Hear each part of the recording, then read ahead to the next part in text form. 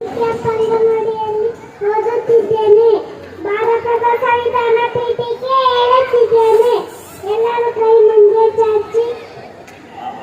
ಭಾರತದ ಸಂವಿಧಾನ ಪೀಠಿಕೆ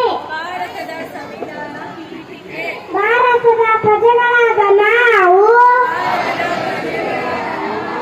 ಭಾರತವನ್ನು ಸಾರ್ವಭೌಮ ಸಮಾಜವಾದಿ ಜಾತ್ಯತೀತ ಪ್ರಜಾಸತ್ತಾತ್ಮಕ ಗಣರಾಜ್ಯವನ್ನಾಗಿ ರೂಪಿಸುವುದಕ್ಕಾಗಿ ಭಾರತದೆಲ್ಲ ಪ್ರಜೆಗಳಿಗೆ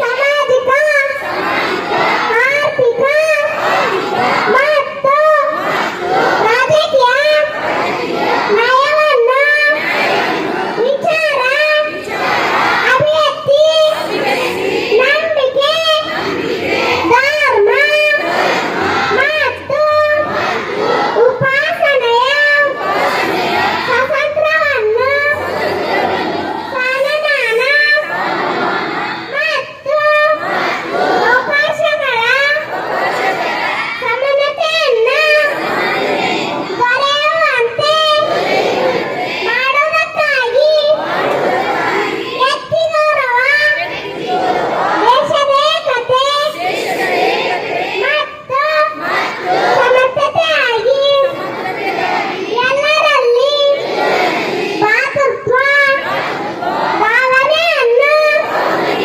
ಮೂಡಿಸುವುದಕ್ಕಾಗಿ ದೃಢ ಸಂಕಲ್ಪ ಮಾಡಿ ನಮ್ಮ ಸಂವಿಧಾನ ಸಭೆಯಲ್ಲಿ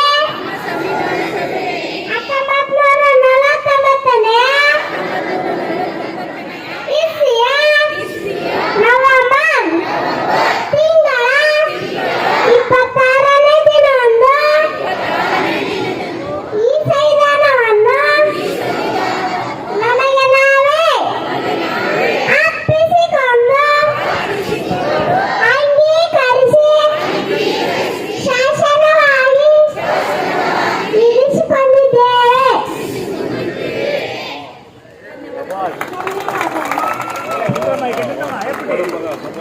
Super baga.